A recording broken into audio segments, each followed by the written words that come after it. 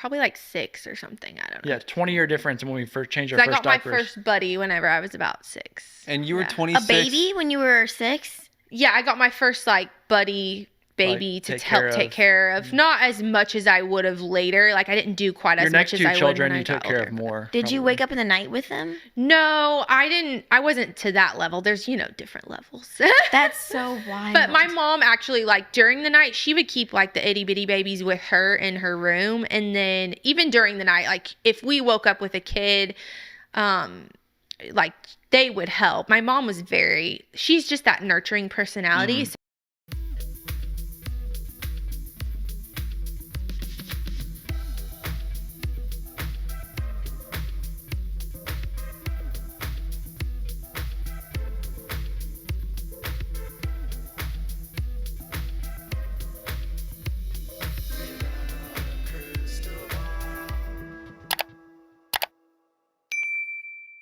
Hey friends, it's Katie from Without a Crystal Ball. Welcome back to my channel. It's Friday, January 12th, 2024.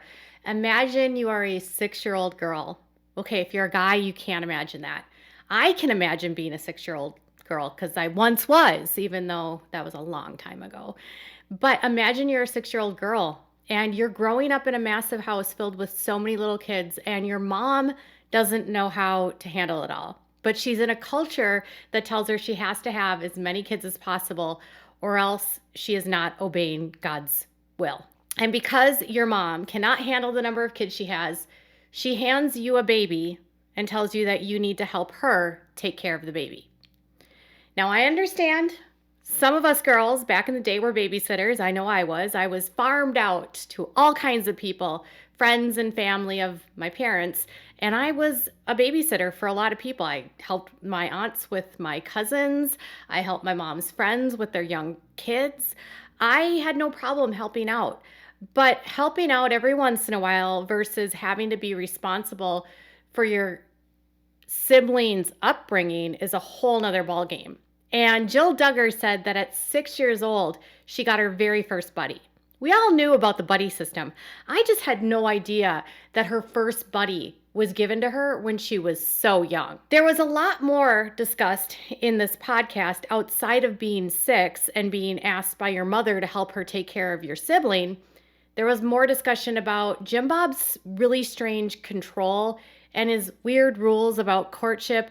And Jill even went into detail about how long it's been that since she has seen her dad. Some people are questioning this because Jill was seen at the Duggar house over the holidays. And I attempted to get clarification from Derek or anyone connected to him on if Jim Bob was actually in town for Christmas because Jill and Derek were there, or if this podcast was filmed before the holidays. But either way, they say they haven't seen Jim Bob in a year. So let's dive into the topic. Before we do, make sure to give this video a thumbs up. Make sure to subscribe to my channel if you haven't subscribed, and click on the bell so you never miss a video. We didn't have AC that whole first summer that we lived in the house. We didn't even have running water for 2 weeks when we moved into the house. Like, we had an outhouse, like a a porta potty outside that like we had to go and use for 2 weeks because of the overlap of when we were wrapping up. The show wanted us to like move in and film this moving scene, and like building a house, construction, everything takes longer. Yeah. So it wasn't even finished when we moved in. And Have any of you ever built a house? If you have built a house, leave some comments, because I built a house. My husband and I built our house back in 2013. And when we built our house, we were not allowed to move in to the home through the county until there was running water and an owner occupancy permit released by the city through all of the different inspections that had to be done. So we had to have water and heat, and everything had to be correctly installed, and all of the permits had to be closed. So this means that TLC was on a deadline. They wanted to make it look like the house was done. They needed to get a shot for it.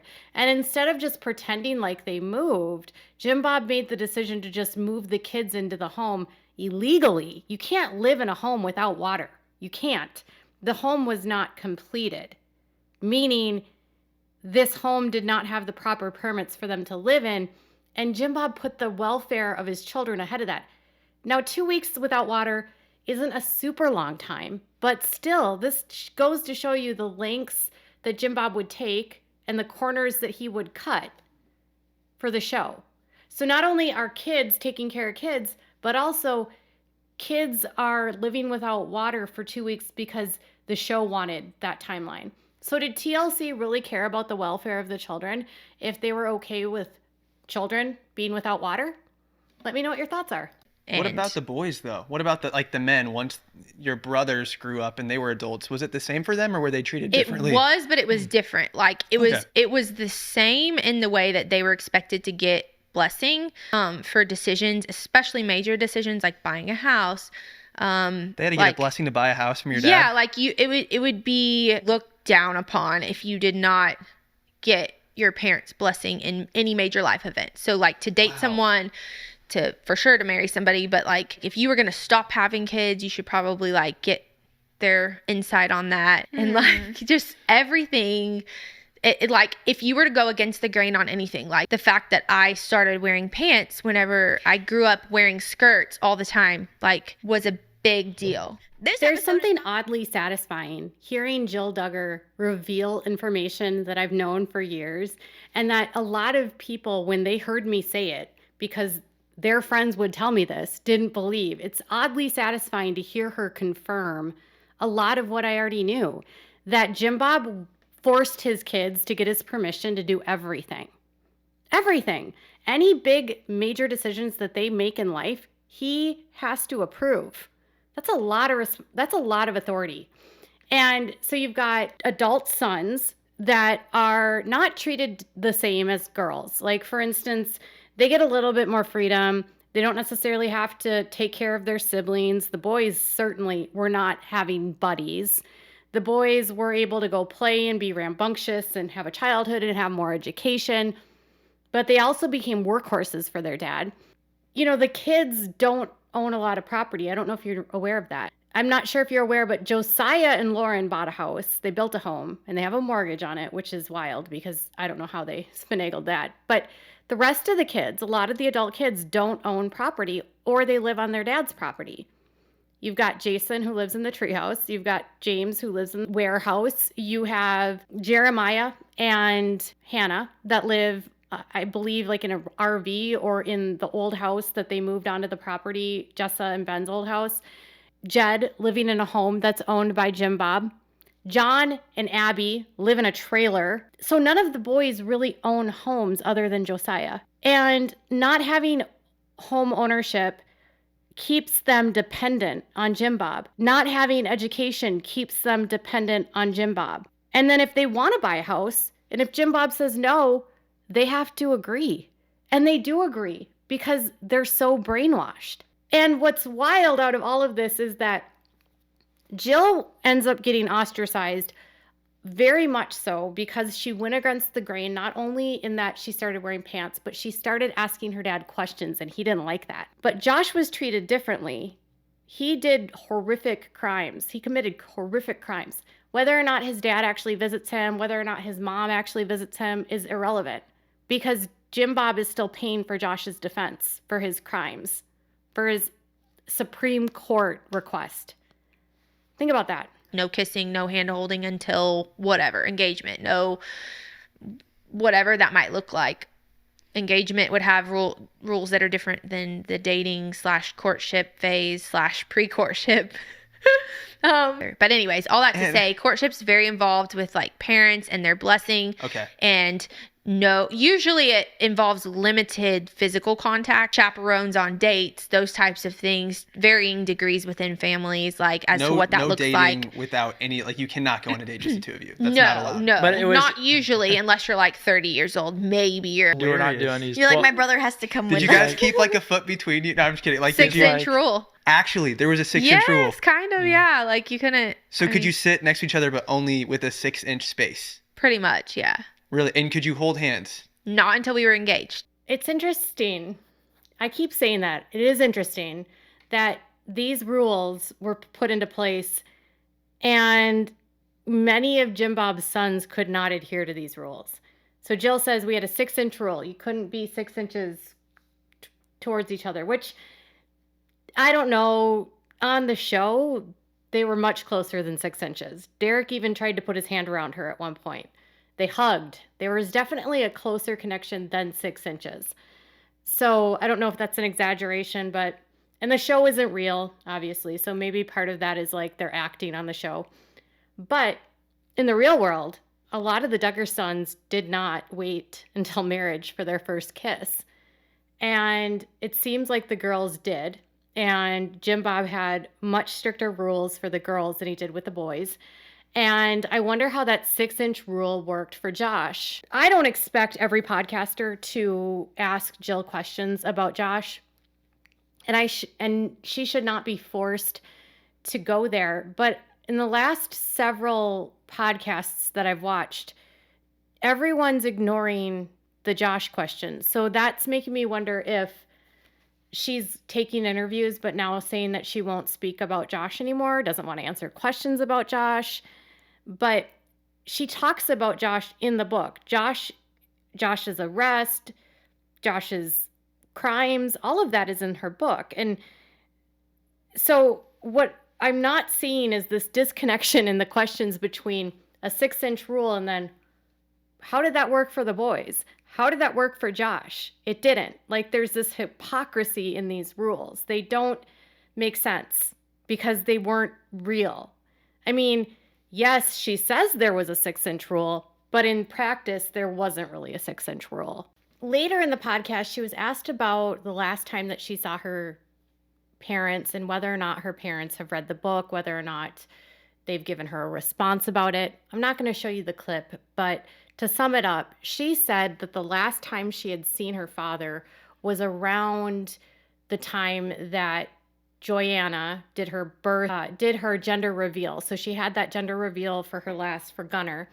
And that was the last time she saw her dad. And it was at an event at Joy's house. And it had been even longer for Derek because Derek wasn't there that day. And I thought, okay, but she was at Jim Bob's house over Christmas. So on Christmas Day, James Duggar posted photographs and Jill and Derek were at the big house. Now, it was the day of Christmas. I reached out and asked Derek's mom if she knew. She had no idea. Derek didn't respond. And so I'm wondering if this was filmed before it was the holidays, if they filmed it like in earlier December and she hadn't seen her parents yet, because I mean, it was released this week and I don't know what their filming schedule is like for this podcast. A lot of podcasts are produced well ahead of time.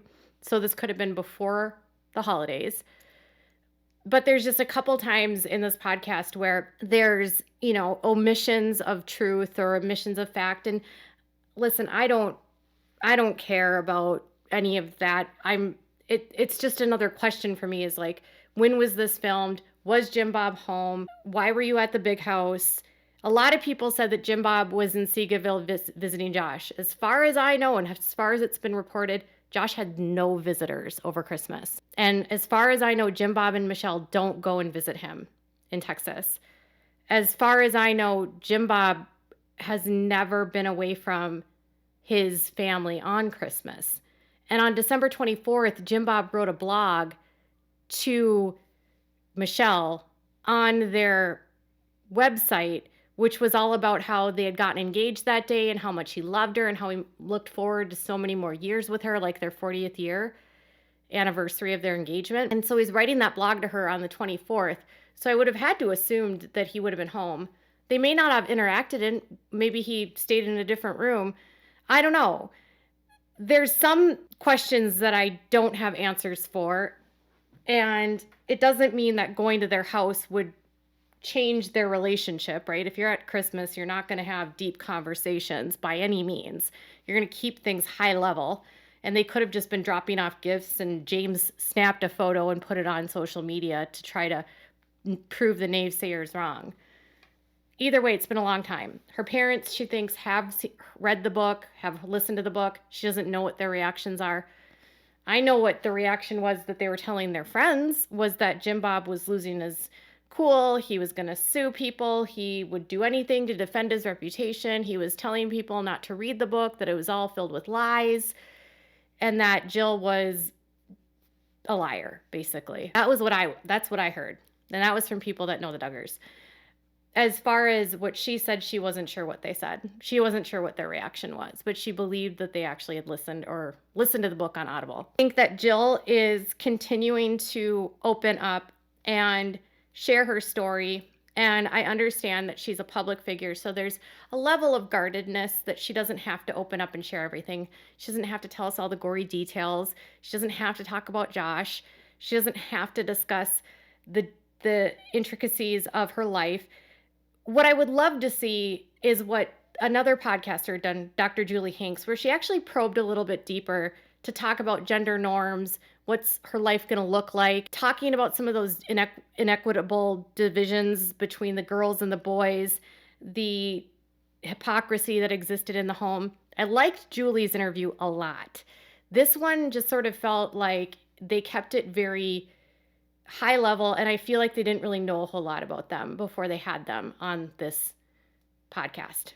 And that's not to discredit these podcasters. They're very popular. I just sometimes wish that there would be deeper dives and harder questions, but then sometimes when you ask harder questions, people clam up. And maybe someday Jill will get to a point where she can even dissect even more and deconstruct even more and get to those layers, not just about how she had to raise her siblings and how she was parentified, but maybe get into those layers of like, oh, my mom used to hand out whips to her friends and instructed all of her friends to hit their kids on a blanket. And that's how I grew up. You know, my parents used a rod. There was paddles in our home. You know, the compliance here isn't just because they obey Jim Bob because of he's Jim Bob. They beat their kids into compliance. And without that information, not everyone's going to understand why these kids stay. And I feel like Shiny Happy People did a really good job of explaining that from other victims' perspectives. So maybe she doesn't have to. And again, she's not forced to. But these rules that Jim Bob and Michelle made are ridiculous and just prove even further how sick they are. Tell me what your thoughts are in the comments below. Bye, guys.